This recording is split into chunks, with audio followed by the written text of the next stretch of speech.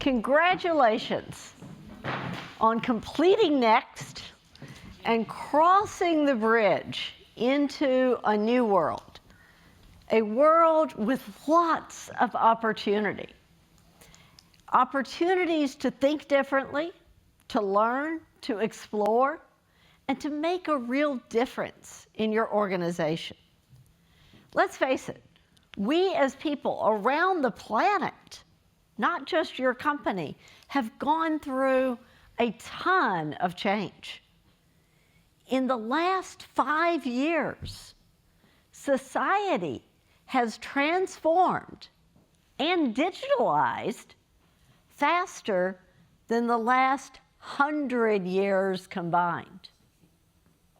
That's a lot of change, which is why, for some of us, including I as a futurist originally from Silicon Valley, sometimes do want to go back to that comfort zone that Kathy referred to.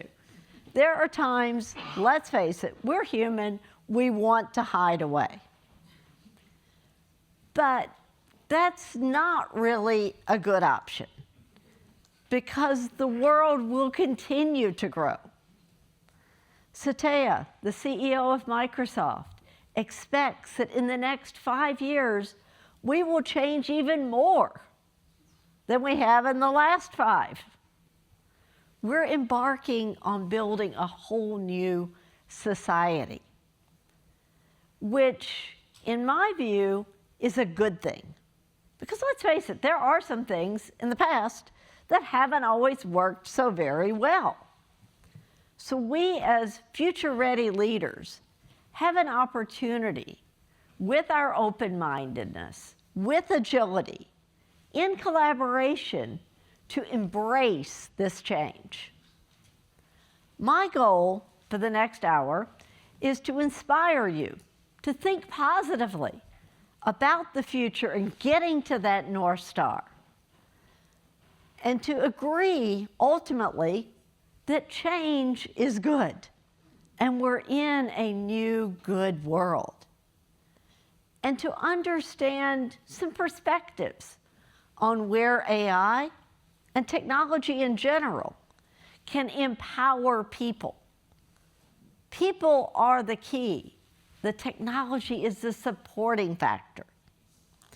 And I will leave you with a framework and a tangible concept that you can move forward with peace towards that North Star. That is your purpose, to reach that North Star. Exploration, demonstrating your openness. Action, trying things. Collaboration, because you have to co-create today. And empowerment, to bring the organization behind you.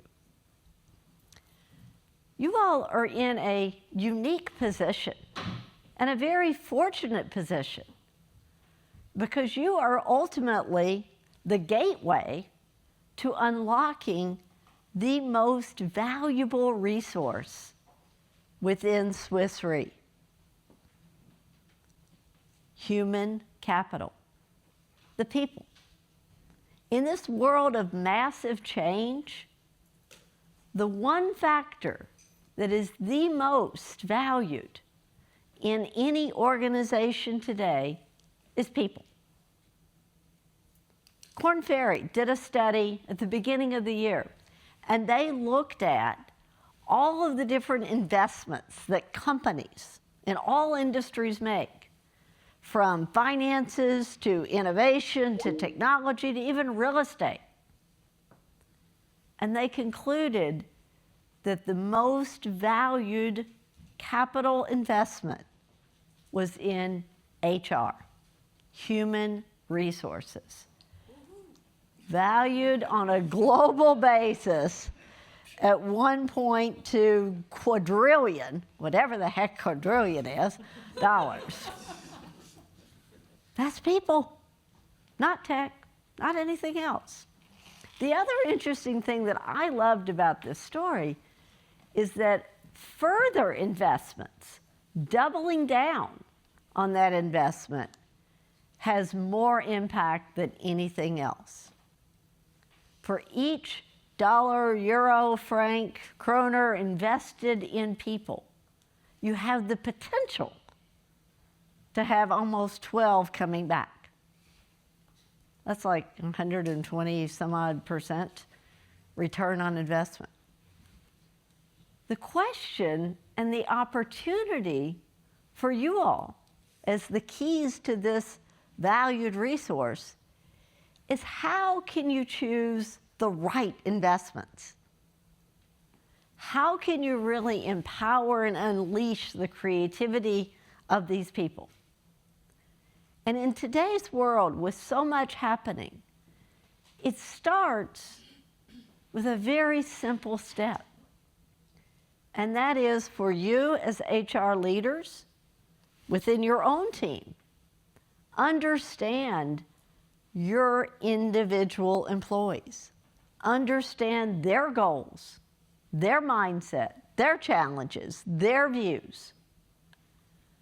Because ultimately, we as people today work for one primary reason. And today, that reason is our work fulfills our personal purpose, desire, helps us individually achieve what we want to do. The days 20, 30, 40 years ago when people worked in order to make money to go home and have a life, those days are gone. People today embrace their roles, embrace their companies, are engaged and empowered because their work aligns with their personal purpose and their reason for being, especially the younger generations. Their goal is to have a difference in life, make a difference to society. When you can align that person's personal purpose with the company's North Star, that's where you get real engagement. That's where you unleash the productivity. So understand people's individual view of their purpose and goals, and give them and invest in them with development opportunities based on where they want to go and the skills they want to build and the networks and experiences that are going to help them achieve what they want, aligned with what your team needs to achieve in order to get to the company's North Star. And more today, especially with the younger generations, a key criteria for engagement is flexibility. 70% of Gen Zers will not even talk to a company about a job unless they have 100% flexibility to work when they want, where they want, how they want. That was from Deloitte. It was confirmed also by a McKinsey study. Complete flexibility. Now, as I hear laughter and a few people saying, what in the world is she talking about? Let me clarify. That generation grew up and came of age heavily during the COVID period, and they saw the past generations working in a box and then going home and being tired, so they have no concept of that old way of doing things. So they want the idea of you can work when and where you want.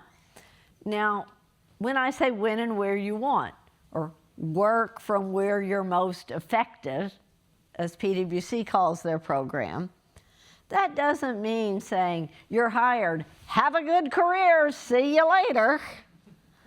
No, it means hiring the person giving them very clear frameworks. Over the next week, we need you to accomplish these things. These are the resources you have available to do it. Here's how we're going to measure your success. Here's the resources and how we're going to check in with you. You have to give them frameworks. Within those frameworks, sure, they can work when they want, where they want, and how they want. Now, some of those frameworks may say you need to meet with 5 people in the office on Tuesdays. But giving them structure within overall flexibility. I often think of this type of empowerment, work wherever and whenever and however you're effective, as kind of like taking your kids out to a playground. I mean, if you have 2 to 7-year-olds, you probably don't just simply take them out in the middle of the city, say, hey, there's a field, go have fun for a few hours. Come home whenever you want, all good. No, that's not a smart approach, I can assure you. No, you think about and you find the right structure, you understand how you want your child to develop, and you put them in a framework in which they can play for a defined period of time. True empowerment and flexibility in one's work is a lot the same way. You set the North Star, these are the objectives, here's how we're going to measure, and you give them the right resources, and great things can happen.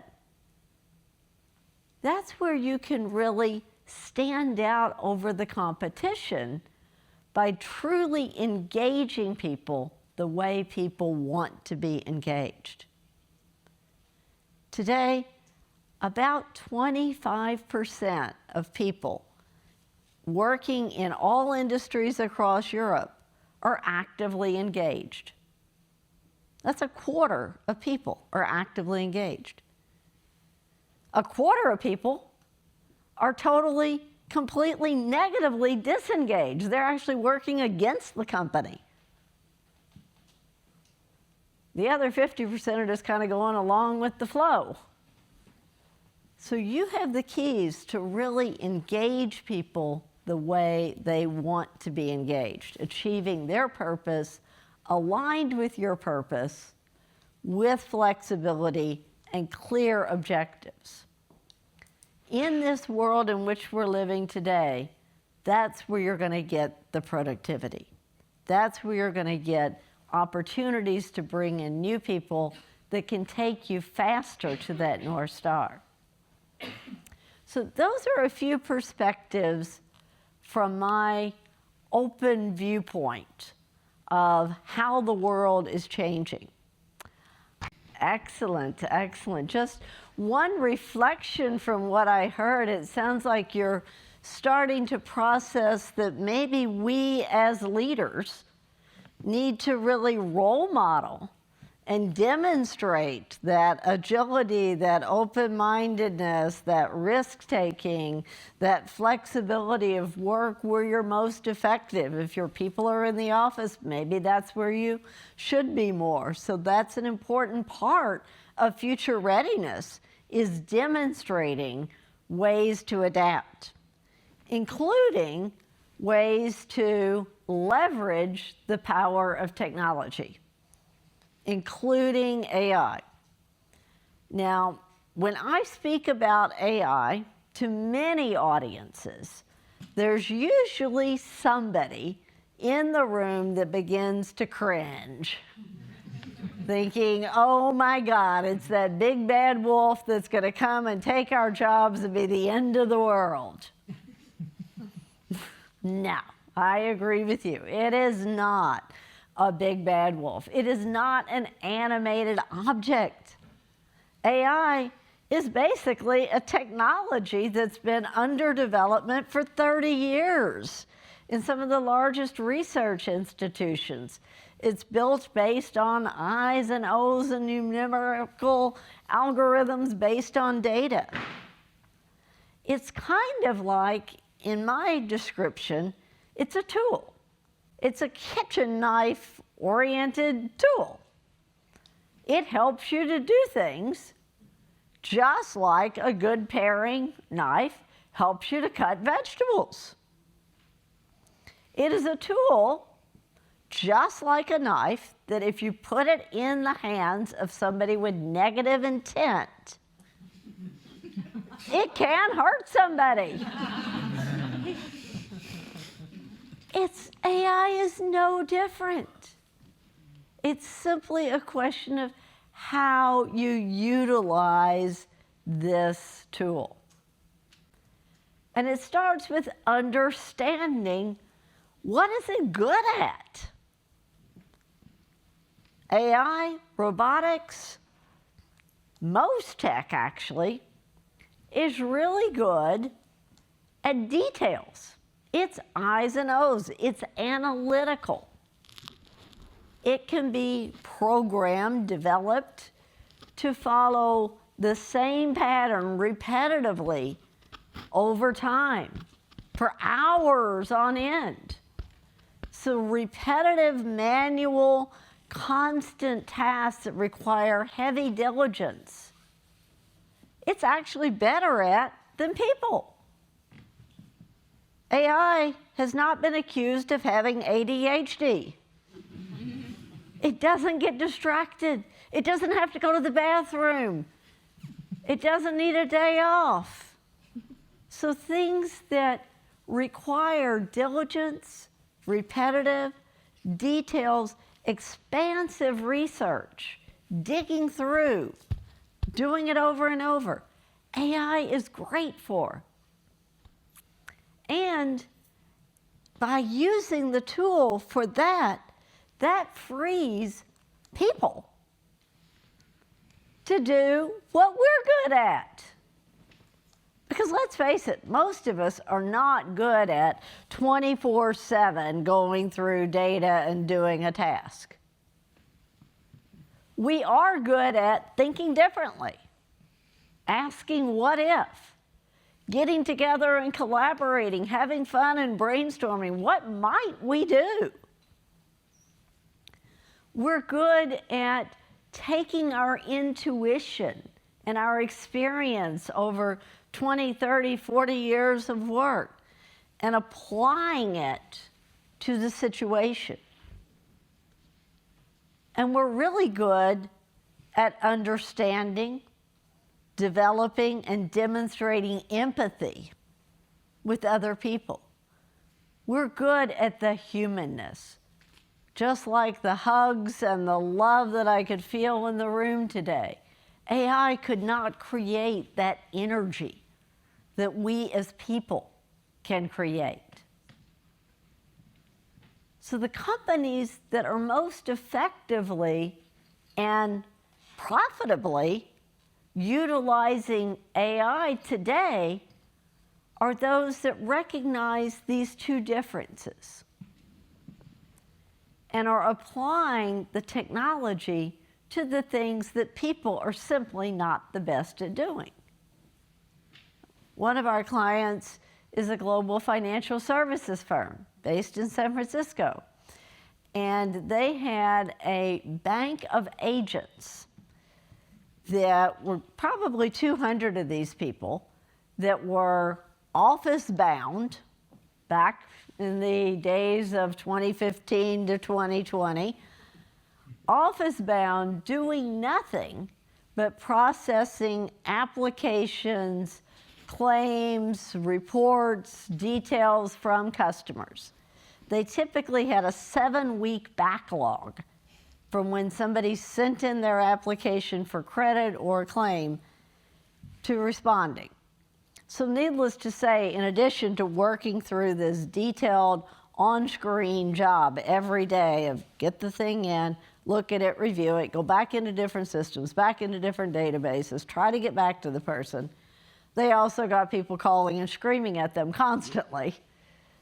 What's happening? Why haven't I heard anything?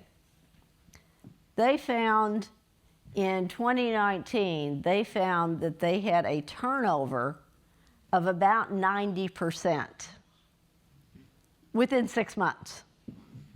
So it was a huge issue, huge issue. As AI has developed, they started to say, hang on a second, especially during COVID when they had to have different ways of working, there's got to be a tool. And they went out and they found a very specific tool that was designed specifically for processing applications and intake of claims. It was trained to do that in 3 minutes per application or claim versus 45 minutes a human took. The perfect opportunity. Out of those 200 people, they no longer needed 175 of them to do this work. They still needed 25 to oversee what the tool did. But the 175 people were freed. Not from their job, though. The 175 people met with their manager. They met with HR. And they had conversations about, what do you really want to do, Sally? What do you really enjoy in life? When you joined Wealthfront, why did you join? Because I'm interested in making a difference to people's lives. And those managers reassigned the 175 people into new roles. The people that joined customer service because they wanted to make a difference for people were assigned account manager roles to go out and work with the top accounts. They were assigned customer success managers to work with the firms behind their clients. The people that really liked the analytical details were moved into accounting and finance. So by leveraging AI to do what people did not want to do and were not very effective at, that freed those 175 people to do what they really saw as their purpose and where they wanted to go. AI can unleash potential for people and empower them when used correctly. And that's probably the most important message I would share today for you, is to think carefully as you go into the world of using this new tool. Think carefully in how you choose to use it and what you do with it. You would not simply say, AI, do this task for me, and I'm going to go to the beach and I'll check in another 2 days. That would not be wise. Because just like with a kitchen knife, if you turn on the tool without proper guidance and structure, here's what I'm trying to do, here's how I'm going to measure and assess the results, here's where we're going to check in, here's what it needs to look like, and then review what it does, just like you would with an employee. Unless you do that, you could end up with a mess. Just like, as I demonstrated a few weeks ago in using the kitchen knife, not really thinking about what I was doing while chopping vegetables, I ended up with, it could have been much worse. But it's a good example of watch what you're doing. Think about which tool you're going to use and watch what you're doing when you use AI. And in that context, I really laugh sometimes when I look at the last 2 years where we have gone through a complete hype cycle. I mean, I've heard from people, oh, there's an AI for that. Everything from making dinner to processing things to writing a book. And there probably is a development that's going on somewhere in the world to create a tool to do any of those things. But for you as business leaders, you need to really think carefully about which tool for what, and avoid that hype cycle, and avoid being the one held hostage by the tool. So yes, there is hype, and the hype is continuing to grow. But there is a huge growing need for more effectiveness and efficiency, which AI and technology can bring.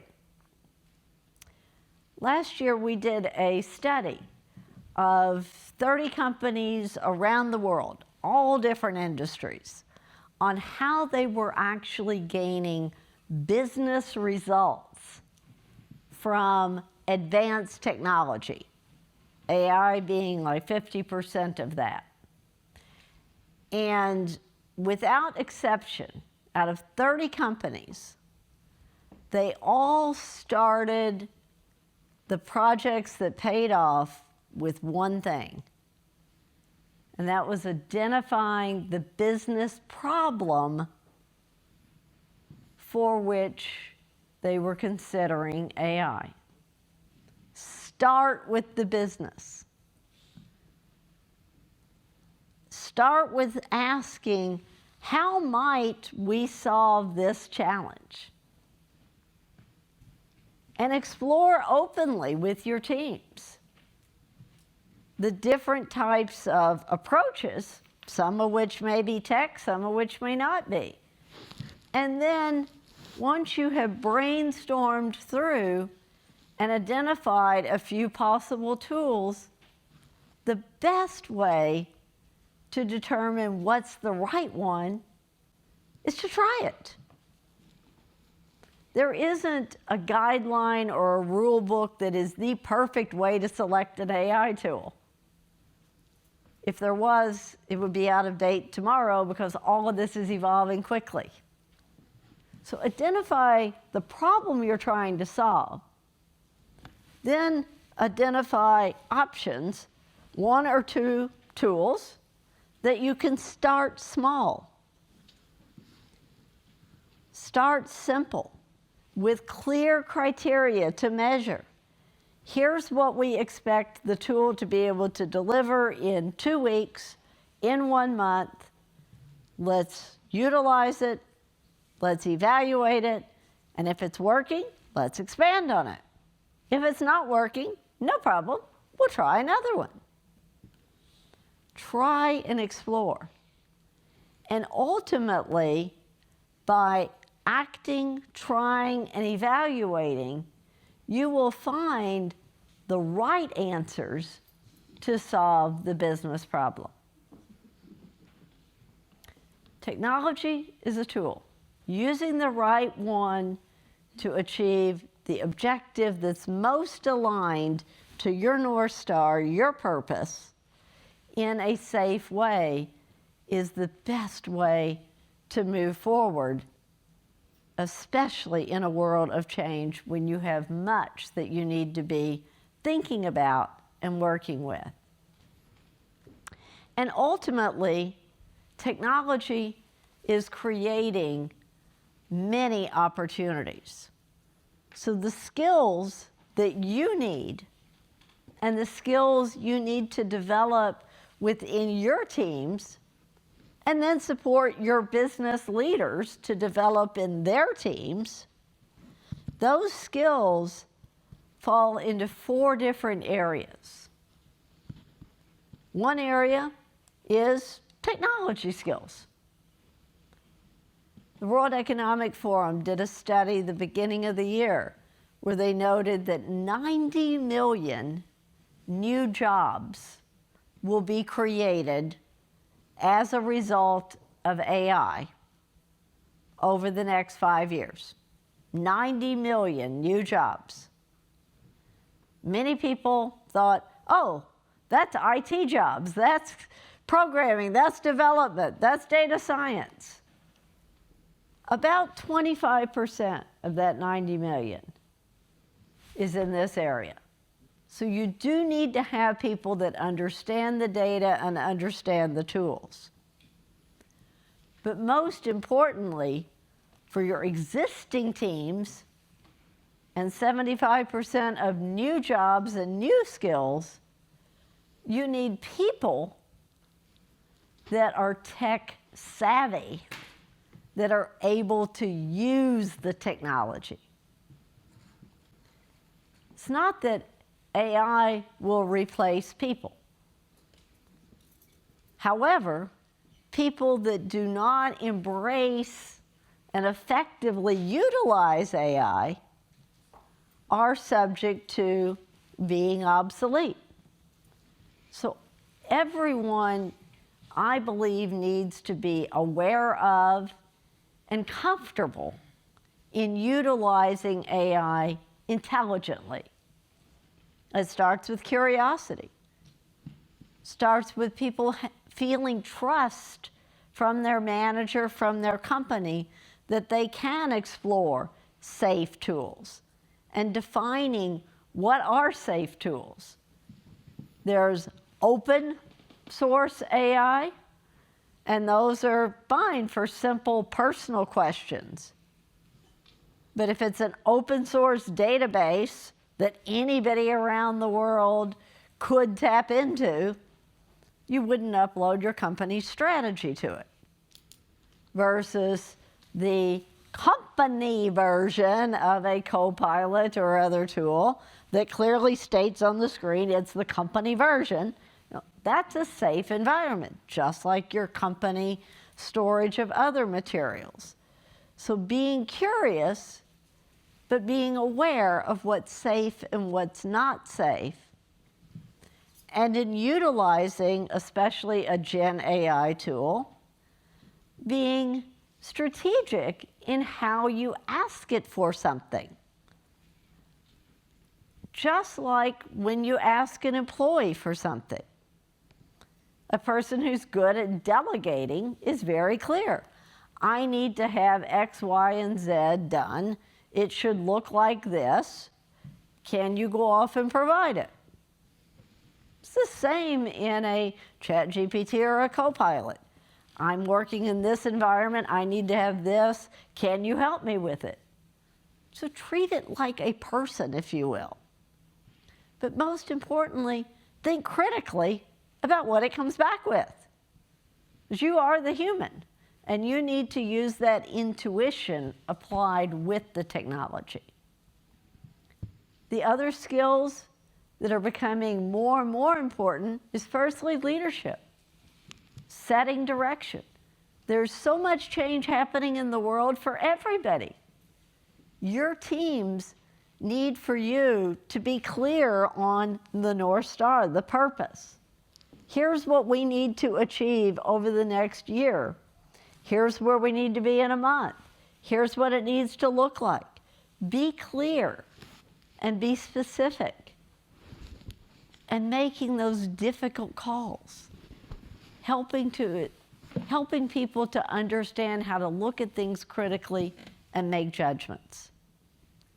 And the more technology we have, the more important the basic human skills are.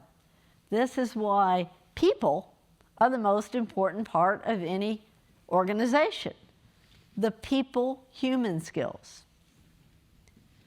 It's an example from one of my clients back, it's probably been 8 years ago now, in the days of checkouts in grocery stores and other businesses adopting self-service kiosk that were looked at by people in the cashier mode as good or bad. And granted, at that point, many young people then did not want to sit and scan groceries. But at the same time, they scowled when the company had brilliant idea. We'll install self-serve checkouts. Our client did that. But what they found was nobody used the self-serve checkouts. People still went to the teller. And the manager Management team had no idea why. Why aren't they using it? They're standing for 10 minutes sometimes. Why? Well, one reason was people were unsure how to actually use the self-serve thing.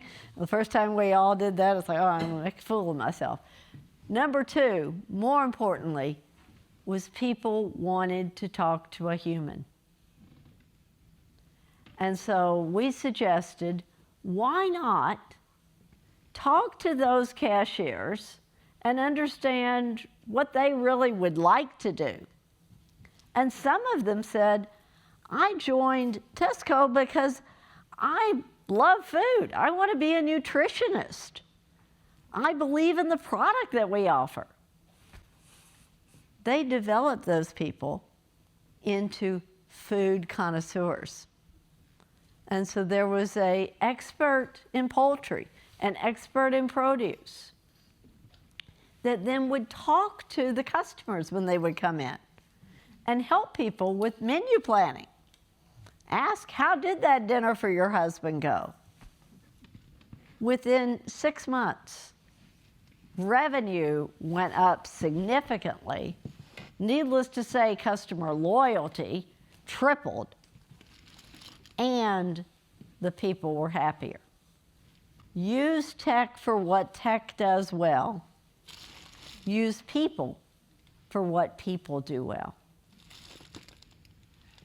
AI, tech, does empower people when used strategically to solve business problems and to free people from doing what we as humans simply don't like doing and are probably not very good at. Few things. One is, in an ideal world, embracing AI tech and using it effectively should start from the top, because people look to the leaders. So the more you all as HR leaders can demonstrate effective use of AI and bring real-world case studies to the front, where people can see, oh, in Sally's team, these people were freed from doing things they hated and are actually happier.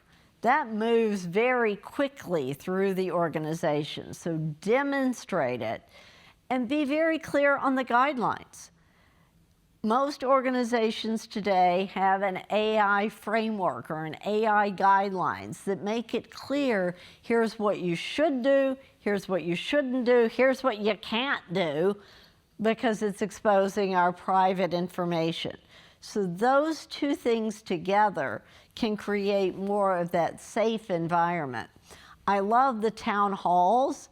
A number of our clients do have what they call learning labs, where they bring people together. Maybe it's monthly. 2 hours. Bring your PC, bring your ideas. We're going to explore 3 different tools each month. And we'll try it, we'll learn together, and then we'll go off and we'll apply in the real world. So the more you can have those environments in which it's safe to learn and safe to ask those questions. There is no dumb question when it comes to tech today, because there's so much complexity. So make it okay to ask and to ask for guidance. Thank you. And that actually ties into the framework that I want to share with you. Because ultimately, the organization of the future and the future-ready leaders are those that embrace diversity in all ways, new ideas, and are supported by people as they work together to achieve that North Star of purpose. So be clear as an organization, and that's as Swiss Re, as HR, be clear of what you're trying to achieve. Within your individual team, be clear of your purpose.